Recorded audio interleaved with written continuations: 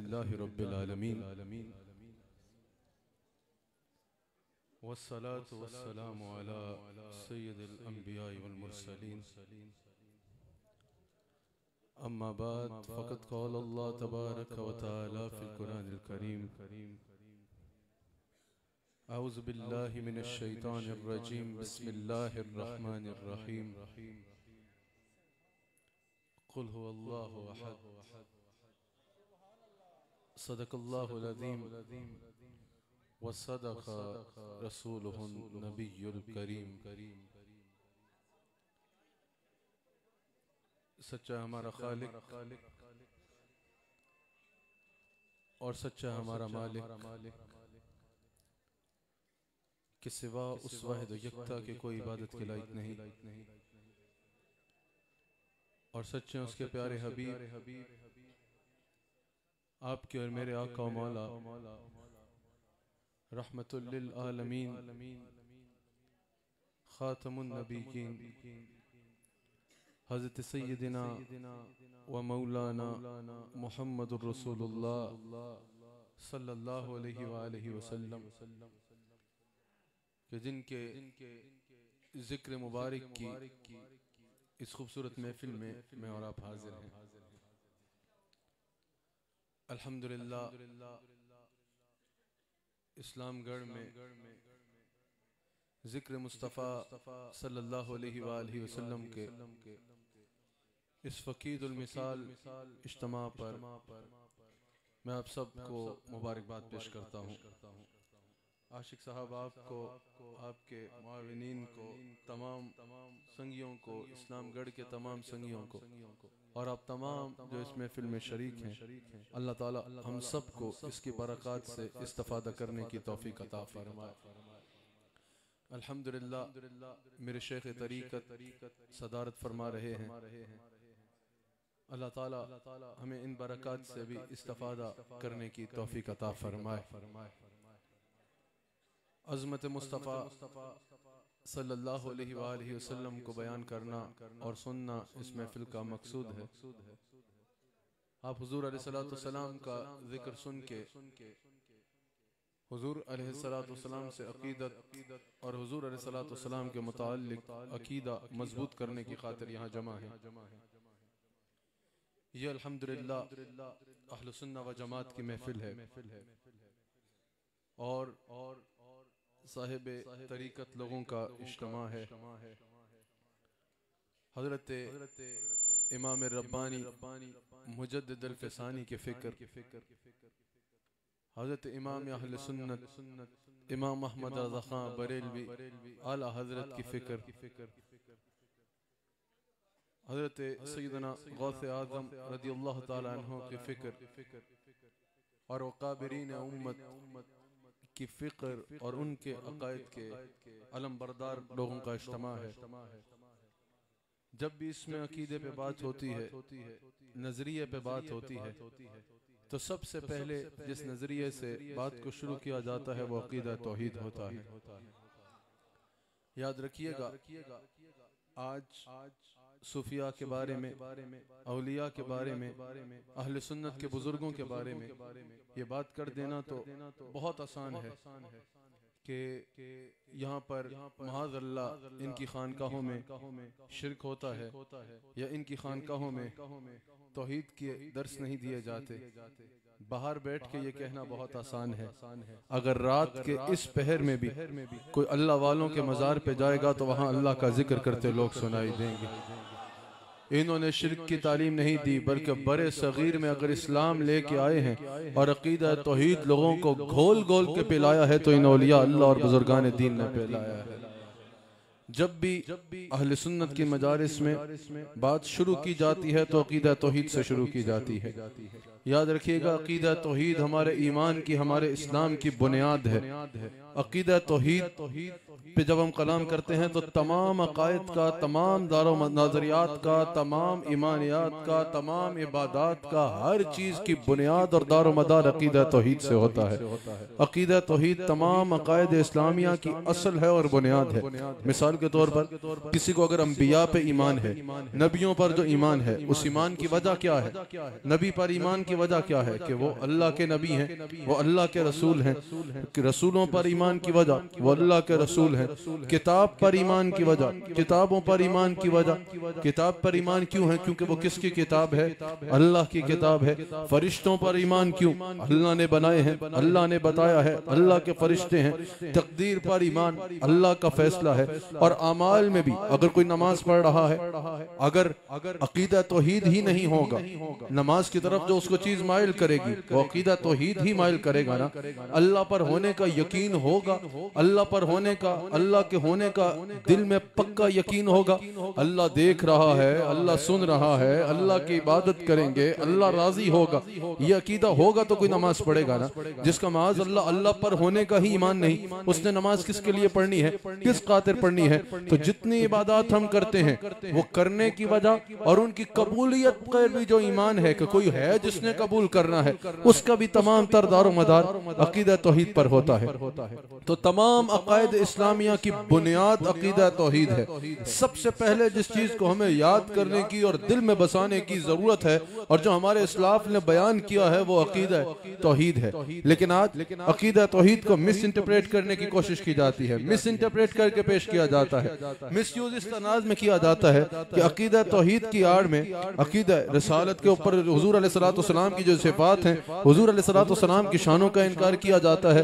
फिर अकीदा तौहीद की आड़ में अकीदा तौहीद का बात करके नाम लेके, आड़ से मुराद बात करके नाम लेकर मिस यूज इस अंदाज में किया जाता है कि बुजुर्गान दीन जिनका काम ही लोगों को अकीदा तौहीद सिखाना है, जिनका काम ही यह है कि लोगों को अकीदा तौहीद सिखाया जाए, उनको माइनस करके साइड पे करने की कोशिश की जाती है। जिनका काम ही यह था कि वो लोगों को अकीदा तौहीद सिखाएं, जिनको नजरियात सिखाएं, उनकी तौहीद लोगों को सिखाई जाती है और उनसे दूर किया जाता है। याद रखिएगा, आज के दौर में अकीदा तौहीद पर ईमान रखना और इसको बयान करना सबसे ज्यादा जरूरी है। जब आज के दौर में मादी वसाइल की यलगार है, यानी साइंस टेक्नोलॉजी, जब इनकी यलगार का दौर है, युमिनून बिल गैब पर यकीन रखने वाले और ईमान करने वाले और इसकी तस्दीक करने वाले फकत जो है वो साइंटिफिक एविडेंस और एक्सपेरिमेंटल वेरिफिकेशन पर यकीन करना शुरू हो गए हैं। सिर्फ और सिर्फ साइंस को ही सब कुछ समझ बैठे हैं कि जो साइंस कहेगी वही है, साइंस ने जो एडवांसमेंट बयान की वही एडवांसमेंट है। साइंस की एक्सपेरिमेंटल एडवांसमेंट जो है या जो वेरिफिकेशन है, उसके अलावा जो लोग किसी पर यकीन नहीं रख रहे इस दौर में। आज जब साइंस को फाइनल अथॉरिटी और एब्सोल्यूट पावर समझ लिया गया है, तो इस इल्हाद भी जब फैलता जा रहा है, तो इस टेक्नोलॉजी के दौर में हम अल्लाह ताला का शुक्र अदा करते हैं। जहां अल्लाह ताला ने हमें मजहब इस्लाम अता फरमाया, वहां मसलक अहलुस सुन्नह व जमात अता फरमाया। जिस मसलक के अकाबिर ने हमें अकीदा तौहीद ऐसा घोल के पिलाया है कि आज जब इस यलगार में लोग बाज औकात का ईमान भी चला जाता जा रहा है, बाज लोग फकत साइंस को ही सब कुछ समझ बैठे हैं, बाज लोग इस टेक्नोलॉजी के दौर में फिर इल्हाद की यलगार जब हो रही है, उसमें लोग अपने अकीदों को खोते चले जा रहे हैं, उनसे इंप्रेस होते चले जा रहे हैं। हम कहते हैं अल्हम्दुलिल्लाह, ढूंढ के दिखा दो अहले सुन्नत का कोई बंदा, अहले सुन्नत के अकाबिर का मानने वाला, चाहे वो हजरत ख्वाजा अब्दुल करीम के सिलसिले का हो, चाहे वो इमाम अहले सुन्नत इमाम अहमद रजा का मानने का शागिर्द हो, चाहे वो पीर मेर अली शाह रहमतुल्लाह अलैह का शागिर्द हो, उनको मानने वाला हो, चाहे वो सैयदना गौसे आजम का नाम लेने वाला हो, जो इन अकाबिरीन उम्मत का नाम लेने वाला होगा, कभी मुल्हिद नहीं होगा और कोई मुल्हिद उसके ईमान को लूट नहीं सकेगा। क्योंकि इन बुजुर्गान दीन ने अकीदा तौहीद घोल घोल के हमारे सीनों में उंडेला है। हम टेक्नोलॉजी को मानते हैं, पढ़ते भी हैं और अपने मदारिस में बच्चों को भी पढ़ाते हैं। हम साइंस का इनकार नहीं करते, हम साइंस को पढ़ते भी हैं, अपने मदारिस में भी बच्चों को साइंस की तलकीन देते हैं, इसको पढ़ाते हैं। टेक्नोलॉजी में, साइंस में हम इसका इनकार नहीं करते, इस मामले में हम डे एंड एज के साथ चलते हैं। लेकिन हम साइंस को और टेक्नोलॉजी को फाइनल अथॉरिटी नहीं मानते, हम साइंस को और टेक्नोलॉजी को एब्सोल्यूट पावर नहीं मानते। एब्सोल्यूट पावर और फाइनल अथॉरिटी हम अल्लाह को मानते हैं, हम उसके रसूल सल्लल्लाहु अलैहि वसल्लम को अल्लाह का अता करदा हाकिम मानते हैं। एब्सोल्यूट अथॉरिटी हम इसे नहीं मानते। जो लोग साइंस को ही सब कुछ समझ के बैठ गए हैं और ये समझते हैं कि आज की टेक्नोलॉजी के दौर में किसी भी चीज से साइंस या टेक्नोलॉजी के जरिए मुकाबला किया जा सकता है, साइंस और टेक्नोलॉजी के आगे दुनिया की बड़ी से बड़ी चीज जो समझते हैं घुटने टेक देगी। और जो कहते हैं कि इस दौर में अब साबित हो गया है कि साइंस और टेक्नोलॉजी और इन चीजों से बढ़ के और आज के एडवांसमेंट से बढ़ के अब दुनिया इतनी तेज हो गई है कि ये सारी बातें पुरानी हो गई हैं। बड़ी से बड़ी चीज का मुकाबला किया जा सकता है। यह भी कुछ अर्सा पहले 2019 में कोविड आया था, कोविड-19 आया था। बताओ कि दुनिया की बड़ी से बड़ी रियासतों के दफ्तरों को ताले लग गए थे या नहीं लग गए थे? ये फिजा में उड़ते हुए इंसान का पूरी दुनिया में फजाई ऑपरेशन रुक गया था या नहीं रुक गया था? पूरी दुनिया की एयरलाइंस रुक गई थी या नहीं रुक गई थी? बड़ी बड़ी टेक्नोलॉजी के दफ्तरों में भी लोग मुंह पे कपड़े बांध के 100 की जगह 4 फासलों से बैठ गए थे या नहीं बैठ गए थे? बड़ी बड़ी रियासतों के रहनुमा जो कहा करते थे कि हम कुछ भी कर सकते हैं, क्या उन्होंने घुटने टेक दिए थे या नहीं टेक दिए थे? ताकतवर से ताकतवर रियासतें रोने धोने पे आके घुटने टेक के बैठ गई थी। और कोविड आपको पता है इतना कमजोर जरासीम है जो गर्म पानी से मर जाता है, जो भाप से मर जाता है। और आप इस पर रिसर्च पढ़ लीजिए, पूरी दुनिया में जो कोविड फैला था, अगर उस पूरे के पूरे कोविड के जरासीम को भी इकट्ठे कर लिया जाए तो 1 ग्राम भी उसका वजन नहीं बनता। पूरी दुनिया में जो कोरोना फैला था, अगर उसके पूरे जरासीम को पूरी दुनिया से इकट्ठा किया जाए तो 1 ग्राम भी उसका वजन नहीं बनता। इतना कमजोर जरासीम, 1 ग्राम से भी कम जिसकी पूरी दुनिया में मिकदार है, उसने पूरी दुनिया जो साइंस को फाइनल अथॉरिटी समझ के बैठ गई थी, उसके घुटने टिकवा के बता दिया कि अगर इतना सा जरासीम तुम्हारी साइंस और टेक्नोलॉजी के घुटने टेक सकता है तो तुमने अल्लाह की ताकत को क्या समझ रखा है? समझ आ रही है?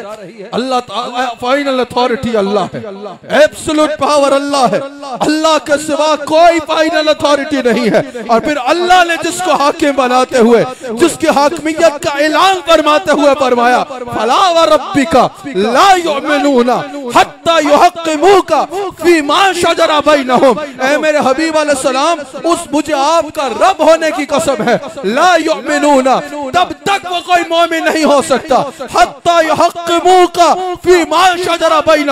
जब तक वो आपको अपने हर मामले में अपना हाकिम नहीं मान देता।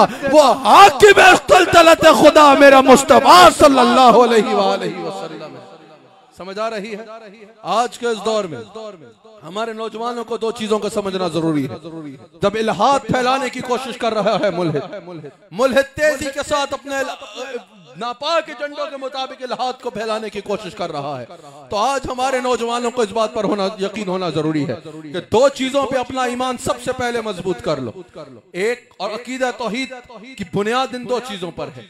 एक, वजूद बारी ताला पर इस बात पर यकीन होना कि अल्लाह है, और एक तअद्दुद इलाह की नफी, ये यकीन होना कि एक खुदा है, एक इलाह है, एक खालिक हकीकी है, एक अल्लाह है, उसके सिवा कोई इलाह नहीं है। ये बुनियाद है। सबसे पहले जब शैतान भी आप पे हमला करता है ना, ये बड़े गौर से सुनिएगा इस दौर में इस बात को, सबसे पहले जब शैतान भी आपके अकीदा पर, आपके नजरिए पर, आपके ईमान पर हमला करता है तो अल्लाह ताला के होने पर आपको कंफ्यूज कर देता है। शैतान का सबसे पहला हमला, और ये शैतान के जो चमचे आज फिर रहे हैं इल्हाद फैलाने के लिए, इनका सबसे पहला हमला ही ये होता है कि एक मुसलमान का जो अल्लाह ताला के होने पर ईमान है ना, उस ईमान को कमजोर कर दिया जाए। कहते हैं भाई ये इस बात पर इंसान को कंफ्यूज कर दें कि भाई लाइफ आफ्टर डेथ है भी या नहीं है, कि भाई लाइफ आफ्टर डेथ का साइंटिफिकली कोई वो रीजन नहीं है। लाइफ आफ्टर डेथ, मरने के बाद तुमने उठना नहीं है। लिव द मोमेंट को एंजॉय करो इस दुनिया की जिंदगी को। मरने के बाद तुमने माअज़ल्लाह किसी के आगे पेश नहीं होना। कोई ऐसा नहीं है जिसने तुम्हें मरने के बाद जिंदा करना है। मट्टी के में मिल जाने के बाद जिंदा कैसे होना है? और ढंगोसड़े मारने वालों, जो अल्लाह पानी के कतरे से इंसान बना सकता है, क्या वो हड्डियों से या मट्टी में जाने के बाद दोबारा जिंदगी नहीं बन सकता? सबसे पहले बात ये करते हैं कि अल्लाह के होने पर कंफ्यूज कर दिया जाए। जब अल्लाह के होने पर आपका ईमान कंफ्यूज हो गया तो फिर तो बेलगाम होना, फिर क्या अमल करना, फिर हयात बाद मौत का भी तस्वुर नहीं, फिर ना आपको यह यकीन है कि मरने के बाद दोबारा जिंदा होना है, ना यह यकीन है कि मरने के बाद किसी को जवाब देना है। सबसे पहले मुल्हिद का और शैतान का जो इंसान पर हमला होता है वो ये होता है कि अल्लाह के होने पर इंसान का ईमान उठा दिया जाए। कहते हैं कि भाई अल्लाह का है, माज़ अल्लाह ये तस्वुर डाल दें कि अल्लाह है भी या नहीं है। जब ये तस्वुर आ जाएगा तो इंसान का दीन से एतमाद उठ जाएगा। इंसान कोई भी अमाल करेगा तो तब करेगा ना जब अल्लाह के होने पर यकीन होगा। आज ये हो रहा है, आज हमारी यूनिवर्सिटीज में, आज हमारे कॉलेजेस में मुल्हिद जो घुसते हैं, या कॉलेजेस और यूनिवर्सिटीज के बाहर भी मुल्हिद घुसता है, या सोशल मीडिया पे जो आप मुल्हिदीन को मजे ले लेके सुनते हो, इसका सबसे पहला काम ये होता है कि आपको अल्लाह ताला के होने पर ईमान जो है उसको कमजोर कर दिया जाए। लेकिन आज मैं सवाल करता हूँ, आज के दौर में हो क्या रहा है कि मुल्हिद अल्लाह के होने पर लोगों का ईमान कमजोर कर रहा है, लेकिन यहाँ पर जो अकीदा तौहीद का नाम ले रहे हैं वो क्या कर रहे हैं, सीधे साधे मुसलमानों पर शिर्क के फतवे लगाए जा रहे हैं। कहते हैं दरसे तौहीद होगा, और दरसे तौहीद में क्या होता है, सीधे साधे मुसलमान हुजूर अलैहिस्सलाम से मोहब्बत करने वाले, अल्लाह वालों से मोहब्बत करने वाले, औलिया अल्लाह से मोहब्बत करने वाले मुसलमान बैठे होंगे, उन पे शिर्क के फतवे घुसोड़ी जा रहे होंगे। एक फतवा याद है शिर्क का, जो मिले वो उस पे शिर्क का फतवा घुसोड़ी जाओ जो तुम्हारी जमात में नहीं है। सीधे साधे मुसलमानों पे शिर्क के फतवे लगाए जा रहे हैं। मैं इनसे पूछता हूँ, तुम जो सीधे साधे मुसलमानों पर शिर्क के फतवे लगाते हो, बोलते यह दरसे तौहीद होना है, और जब कोई आता है तो मुसलमानों के ऊपर शिर्क के फतवे लगाते हो, क्या तुम्हें माशरे में रैशनलिज्म बढ़ता हुआ नजर नहीं आ रहा? क्या तुम्हें माशरे में सर्कुलरिज्म बढ़ता हुआ नजर नहीं आ रहा? क्या तुम्हें माशरे में मॉडर्निज्म बढ़ता हुआ नजर नहीं आ रहा? क्या तुम्हें माशरे में लिबरलिज्म बढ़ता हुआ नजर नहीं आ रहा? क्या तुम्हें माशरे में इल्हाद एथियस्टिज्म बढ़ता हुआ नजर नहीं आ रहा? अगर हिम्मत है तो अब मैदान से निकल के इनको जवाब दो। अगर हिम्मत है तो अब मैदान से निकलो मुल्ला जी। और जो लोग खुदा के होने का इनकार कर रहे हैं, बड़े कहते हो ना अकीदा तौहीद हम बयान करते हैं और कोई बयान नहीं करता, तो अपने घरों से बाहर निकलो और उनको जवाब दो जो अकीदा तौहीद पर ऐसा इनकार कर रहे हैं कि अल्लाह के होने का इनकार कर रहे हैं। ये कौन सी समझदारी है? उनको जवाब नहीं देना, उनकी तुम्हारे तक आवाज नहीं आ रही, और सीधे साधे मुसलमानों को मुशरिक कहते रहना, सीधे साधे मुसलमानों को दायरा इस्लाम से निकालते रहना, सीधे साधे मुसलमानों पर शिर्क के फतवे घसोड़ते रहना, ऐसा नहीं चलेगा। अब हाँ, जहां शरीयत हुक्म लगा रही है वहां शरीयत का हुक्म सुनाना जरूरी है, लेकिन आज के दौर में सीधे साधे मुसलमानों पे फतवे लगाने वालों से बताओ, अगर तौहीद बयान करने का शौक है और ज्यादा फल्ले खान बनते हो तो निकलो अल मुल्हिदों को जवाब दे के बताओ, पता चलेगा अकीदा तौहीद के वारिस कौन है।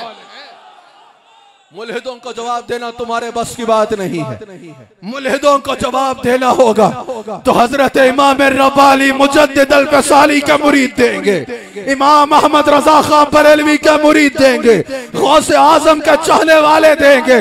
मुल्हिदों को जवाब देना होगा तो पीर मेर अली शाह की जुबानी दिया जाएगा, हजरत ख्वाजा अब्दुल करीम की जुबानी दिया जाएगा, हजरत अबू मंसूर मातुरीदी की जुबानी दिया जाएगा। मुल्हिदों को जवाब दिया जाएगा तो दाता अली हजवेरी की जुबानी दिया जाएगा, मुल्हिदों का जवाब दिया जाएगा तो उसके वारिस देंगे कि गर्दन न झुकी जिसकी जहांगीर के आगे है नफ्स, जिसके नफ्स गर्म से ही गर्मी आरार। अल्लाहु अकबर। समझ आ रही है? ये कोई बात है करने वाली? एक तरफ लोग खुदा के होने का इनकार कर रहे हैं, उनका तुम नाम ना लो, सारी जिंदगी सीधे साधे मुसलमानों को मुशरिक कहते रहे हो, आज कहां गए हो जब मुल्हिदों की यलगार है? सारी जिंदगी अल्लाह का जिक्र करने वालों को, अल्लाह वालों के दरबार में बैठ के अल्लाह अल्लाह करने वालों को मुशरिक कहते रहे हो, आज कहां गए हो? आज मुल्हिद का जवाब देने के लिए नजर क्यों नहीं आ रहे? पता चला जो ये नारा लगाते हैं ना, अब लगाओ बच्चों लब्बैक या रसूल अल्लाह का नारा। कोई भी दिल पे हमला होगा तो जवाब देने के लिए जो मैदान में उतरेगा उसकी जुबान में होगा लब्बैक या रसूल अल्लाह।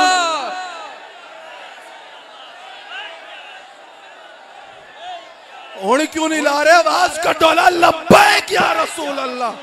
ये नारा 1997 से ईदगाह में लग रहा है, हाथ उठा के बोलो लब्बैक या रसूल अल्लाह। ऐसे नहीं इस्लाम गड़वारो, 4 बलतोले नहीं बोलना, पूरे मजमे में हाथ उठा ले हैं और बताना है खाली दर से तौहीद के बैनर लगा ले से बंदा तौहीद वाला नहीं हो जाता। तौहीद का नूर उसी के सीने में उतरेगा जो कहता है लब्बैक या रसूल अल्लाह। नहीं नहीं नहीं, अभी भी मजा नहीं आ रहा, सारे हाथ उठाओ और बोलो लब्बैक या रसूल अल्लाह।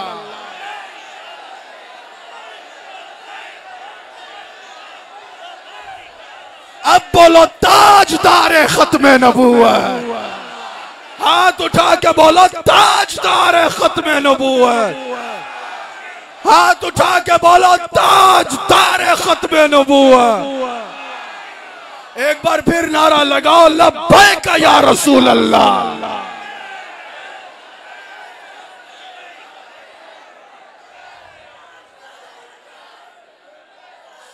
नहीं नहीं नहीं, जब हुजूर का नारा लग रहा हो तो किसी और का नहीं, जब नारा लगे ताजदार खत्मे नबूवत तो फिर किसी और का नारा नहीं। और आज का कोई बंदा, मेरा नारा लगा के तो वक्त ही जाया करोगे, आज का कोई बंदा क्या है, जब मेरे नबी का नारा लगेगा फिर तो कहा जाएगा हम तो हम हैं मगर हश्र में देखना होगा नबियों का नारा।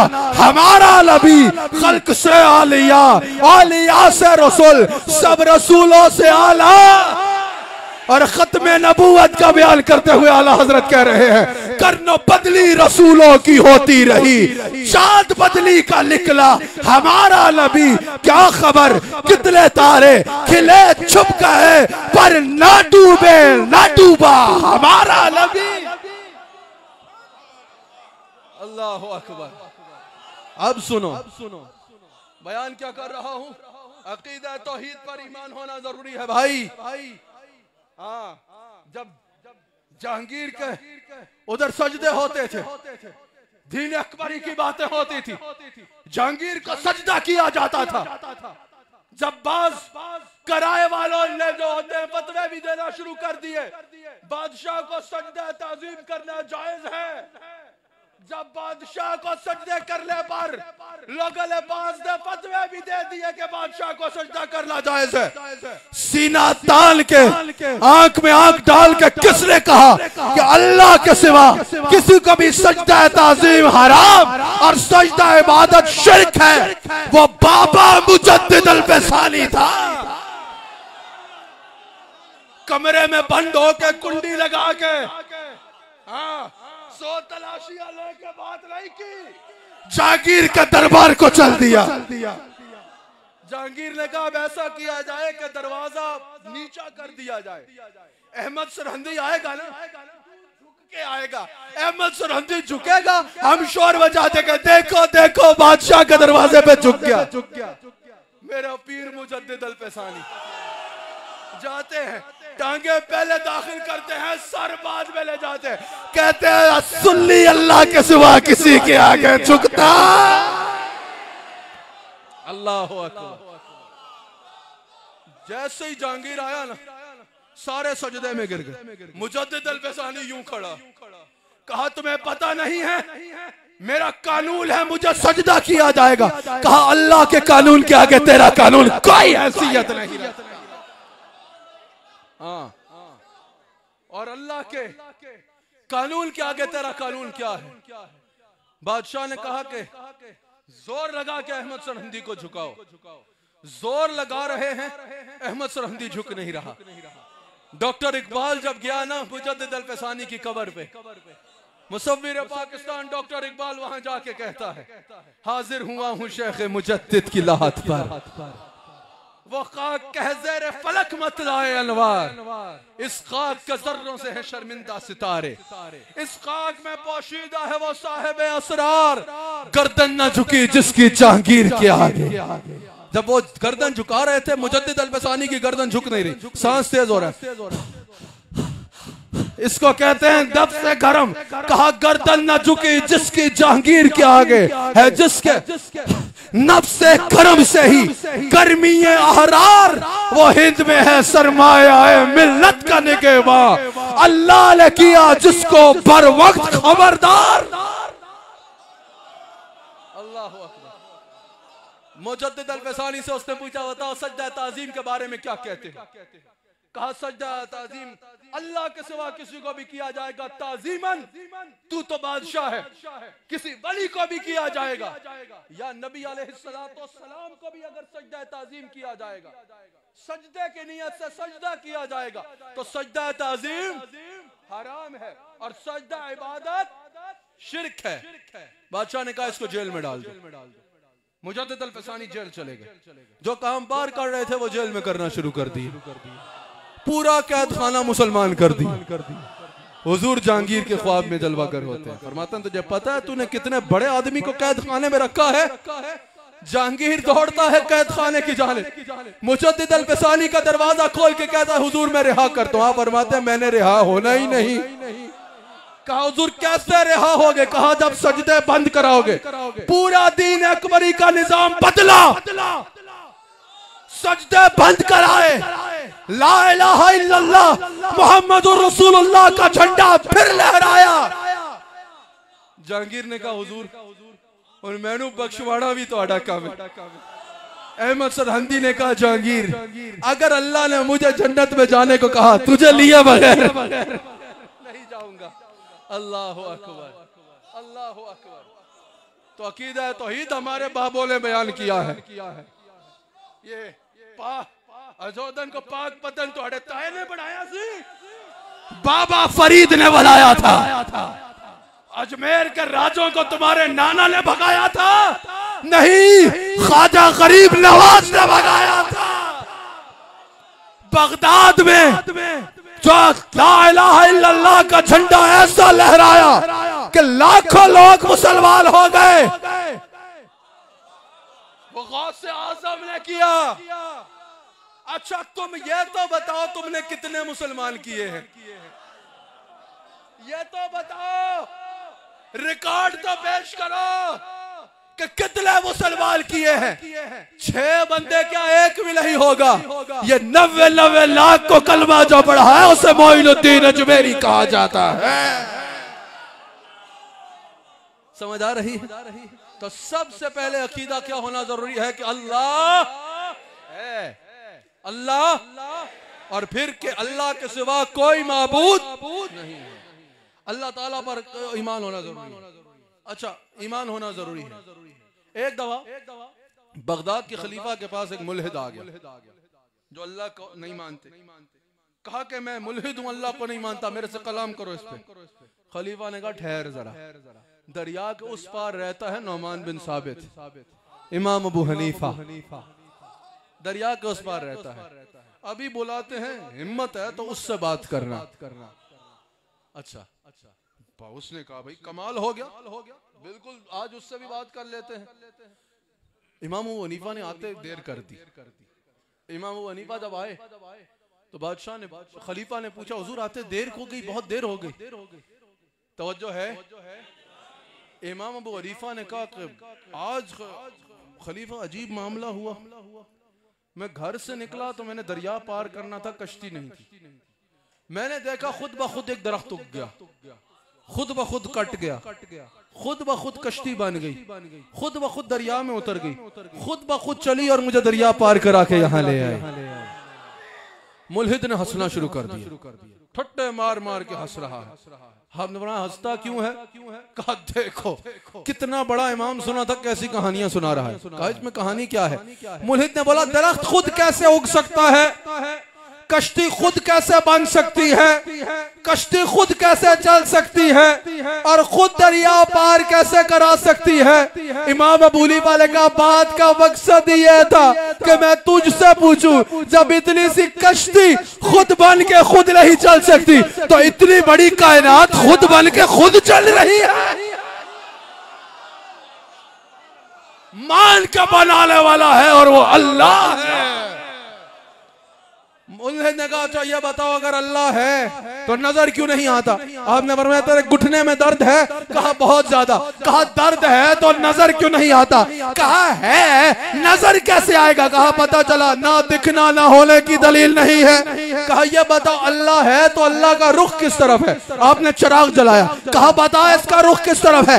कहा ये तो रोशनी है, इसका रुख तो हर तरफ है। कहा अल्लाह नूरुस समावात वल अर्द। कहा कि ये बता अल्लाह है तो अल्लाह से पहले क्या था? कहा 10 से उल्टी गिनती गिन। और गिनता गिनता गिनता 1 पे आया। कहा 1 से पहले क्या है? कहा 1 से पहले कुछ भी नहीं। कहा अल्लाह 1 है, 1 से पहले कुछ भी नहीं। अल्लाह अकबर। सबसे पहले जरूरी है भाई अकीदा तौहीद मजबूत करो। कुरान करीम में भी अल्लाह ताला ने जहां तअद्दुद इलाह की नफी फरमाई वहां अपने होने का भी यकीन दिलाया। सूरह मोमिनून में अल्लाह करीम कहता है, अल्लाह करीम इरशाद फरमाता है, ऐ मेरे हबीब अलैहिस्सलातु वस्सलाम आप फरमाएं जमीन और आसमान में जो कुछ भी है इसका मालिक कौन है? अल्लाह ताला कुरान करीम में इरशाद फरमाता है, मेरे हबीब अलैहिस्सलातु वस्सलाम आप इनसे फरमाएं कि 7 आसमानों का रब और अर्श अजीम का रब कौन है? अल्लाह ताला सूरह मोमिनून में ही इरशाद फरमाता है, ऐ मेरे हबीब अलैहिस्सलातु वस्सलाम आप फरमाएं किसके हाथ में है सारे कायनात की बादशाही, सारी बादशाही? अल्लाह ताला फरमाता है मेरे हबीब अलैहिस्सलाम सूरह वाक़िया में आप इनसे पूछे कि यह बताओ कि जमीन और आसमान को बनाने वाला तख्लीक करने वाला कौन है? ये जो तुम खाते हो इसको उगाने वाला कौन है? जो अनाज तुम्हारे लिए उगता है इसको उगाने वाला कौन है? अल्लाह ताला पूछता है ऐ मेरे हबीब अलैहिस्सलाम पूछिए जिस पानी को तुम पीते हो इसको बादलों से नाजिल करने वाला कौन है? अल्लाह ताला फरमाता है सूरह वाक़िया में मेरे हबीब अलैहिस्सलाम इनसे पूछिए जिस आग को तुम सलगाते हो इसके लिए दरख्तों को उगाने वाला कौन है? अल्लाह ताला पूछता है बताओ इनसे पूछो कि क्या जमीन और आसमान को बनाने वाले रब के बारे में तुम्हें शक है? फिर अल्लाह ताला कुरान में बयान फरमाता है वही है जिसने इंसान को अहसन तक़वीम बनाया। फिर अल्लाह फरमाता है वही है जिसने तुम्हारे कान आंख दिल को बनाया। बहुत थोड़े हो जो शुक्र अदा करते हो। वही है जो जिंदा करता है और मौत देता है। अल्लाह फरमाता है वही है जिसने रूह जमीन को फैला दिया है। अब इस्लामगढ़ वालों में आपसे पूछता हूँ, आपने बोलना है अल्लाह ताकि आपका ईमान भी पता चले और लोगों को पता चले सुन्नियों के नजरियात कितने मजबूत हैं। बताओ इस कायनात को बनाने वाला कौन है? ऐसे नहीं, बताओ कायनात को बनाने वाला कौन है? यार वैसे हाथ उठा रहे होते हो नात खानों के साथ और उछल उछल के उनके साथ अशार पढ़ते हो, बहुत अच्छी बात है। अदब के अंदाज में कोई झूम भी रहा है तो हमें मसला नहीं है, पढ़ो जरूर पढ़ो, लेकिन इसका जवाब दो। कयामत के दिन ये जगह भी गवाही देगी, ये जुबान भी गवाही देगी और ये हाथ भी गवाही देंगे कि हम इस तस्दीक में उठे थे। वो आज गूंज उठे ये इस्लाम का रिज़ा जिक्र से। बताओ कायनात को बनाने वाला कौन है? जिसकी मर्जी के बगैर कुछ मुमकिन नहीं वो कौन है? जिसकी मर्जी के बगैर पत्ता भी नहीं हिल सकता वो कौन है?